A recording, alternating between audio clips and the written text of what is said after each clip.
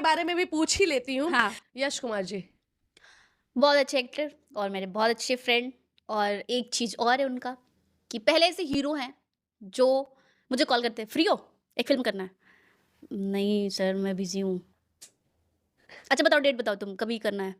"तो इतने तारीख को।" "कोई बात नहीं, उतनी तारीख से ही फ़िल्में करते हैं।" तो फ़िल्मों के लिए कॉल आता है उनका और बहुत अच्छे से समझाते भी हैं और अपने बागी बलिया से भी है।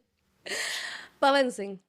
बहुत अच्छे सिंगर, बहुत, बहुत, बहुत। एक्टर, बहुत अच्छे एक्टर हैं। डांसर। डांसर भी अच्छे हैं, अपने मस्ती मज़ाक में डांस करते हैं। खेसारी लाल यादव। बहुत फ़नी है वो, बहुत फ़नी।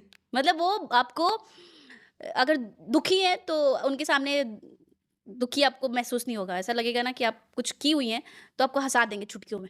अच्छा। हाँ, उनके अंदर ऐसा पावर है। कल्लू। स्वीट है बहुत। स्वीट। हुँ।